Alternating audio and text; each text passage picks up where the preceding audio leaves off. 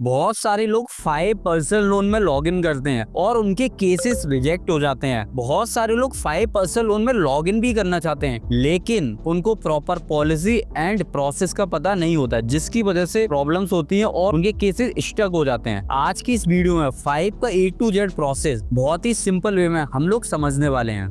सबसे पहले तो हमें ये पता होना चाहिए कि 5 में लॉग इन क्यों करने जा रहे हैं। उसके मेन 5 रीजन है। सबसे पहले 5 लाख तक का लोन अमाउंट देता है। 5 में -1 सिविल वाले केस भी अलाउड हैं। 5 अनलिमिटेड पार्ट पेमेंट अलाउड करता है, जिसमें कोई चार्जेस नहीं लगते। 5 सभी तरह की कंपनी को अलाउ करता है। 5 ग्रुप डी, ड्राइवर, MTS और सिक्योरिटी गार्ड जैसी प्रोफाइल को भी करता है। अब हम लोग बात करते हैं 5 के एलिजिबिलिटी क्राइटेरिया के बारे में। 5 में एज मिनिमम 19 ईयर्स से मैक्सिमम 55 ईयर्स होनी चाहिए। कस्टमर की सैलरी मिनिमम 25,000 होनी चाहिए और ये सैलरी इसके अकाउंट में क्रेडिट होनी चाहिए। कस्टमर का सिविल 700 प्लस या -1 होना चाहिए। अगर कस्टमर का सिविल -1 है तो उसकी एज 35 से कम होनी चाहिए। Customer proprietorship, partnership, LLP, private limited और गवर्नमेंट किसी भी तरह की कंपनी जॉब कर रहा है, सभी तरह की कंपनी अलाउड है। 5 4th क्लास प्रोफाइल और सिक्योरिटी गार्ड जैसी प्रोफाइल को भी करता है। 5 विदाउट डिडक्शन वाले केसेस को भी करता है। ऐसे केसेस जिसमें कोई डिडक्शन नहीं है, आप लॉग इन कर सकते हो। 5 में आप जिस भी कस्टमर को लॉग इन करोगे उसका पिन कोड सर्विसेबल होना चाहिए।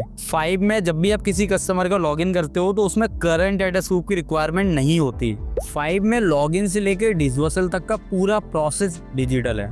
5 में लॉग इन के लिए बेसिक डॉक्यूमेंट की रिक्वायरमेंट होती है, जैसे आधार कार्ड, पैन कार्ड, उसकी सैलरी स्लिप और 3 मंथ का स्टेटमेंट। इन बेसिक डॉक्यूमेंट के साथ आप केस को इजीली लॉग इन कर सकते हो। सबसे पहले ना आपको 5 में लॉग इन करने के लिए एक लिंक मिलेगा। जैसे आप उस लिंक पे क्लिक करोगे आपको स्क्रीन शो होगी। यहाँ पे आपको वो नंबर डालना है जिससे आपकी 5 की ID बनी हुई है, वो नंबर डालना है। देन OTP पे क्लिक करना है। OTP डालने के बाद आपको पहला पेज ये शो होगा।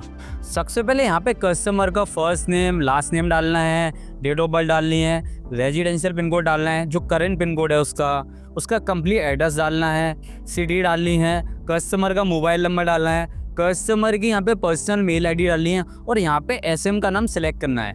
SM क्या है, वो चेंज होते रहते हैं। जब भी आप लॉगिन करोगे उस टाइम पे मेरी टीम से पूछ लेना, वो आपको बता देगी यहाँ पे कौन सा SM सेलेक्ट करना है। SM का नेम सेलेक्ट करने के बाद रिक्वेस्ट OTP पे क्लिक करना है। कस्टमर के पास OTP जाएगा। OTP फिल करने के बाद आपको नेक्स्ट स्क्रीन होगी। डिटेल फिल करने के बाद यहाँ पे शॉप अप्रूवल्स होगा। अब आपको यहाँ पे बैंक स्टेटमेंट अपलोड करना है। उस पर सिलेक्ट करना है, बैंक का नाम सेलेक्ट करना है। देन बैंक या तो एग्रीगेटर करना है या फिर मैनुअल अपलोड करना है। एग्रीगेटर होने के बाद या तो यहाँ पे केस रिजेक्ट हो जाएगा या फिर अंडर रिव्यू में चला जाएगा। जब केस अंडर रिव्यू में चला जाता है तो कस्टमर का मोबाइल नंबर आपको हमारी टीम को भेजना है। हम कस्टमर का मोबाइल नंबर SM को भेजेंगे। SM उसका स्टेटस चेक करके बताएगा। अगर मान के चलो कस्टमर का लोन अमाउंट अप्रूव हो जाता है, उसके बाद SM ये भी बताएगा कि इसके घर का वेरिफिकेशन होगा या नहीं होगा, ऑफिस का वेरिफिकेशन होगा या नहीं होगा। वेरिफिकेशन पॉजिटिव होने के बाद नेच और एग्रीमेंट का लिंक आ जाता है। आपको नेच करना है एंड एग्रीमेंट करना है। उसके बाद सीधे कस्टमर के अकाउंट में पैसे चले जाएंगे। अगर आपको 5 का DSA चाहिए तो आप कांटेक्ट कर सकते हो। कभी कभी क्या होता है कि हम कोई केस ना 5 में लॉगिन करते हैं बट वो रिजेक्ट हो जाता है, तो जब भी आप कांटेक्ट करोगे तो हमारे पास ना मल्टीपल्स ऑप्शन है, तो वो भी हम पोर्टल आपको प्रोवाइड कर देंगे। देन आप वहाँ पे भी ट्राई कर सकते हो, जिससे क्या है वो लीड बेकार ना जाए। बाकी आपकी वीडियो कैसी लगी है प्लीज कमेंट बॉक्स में जरूर बताना।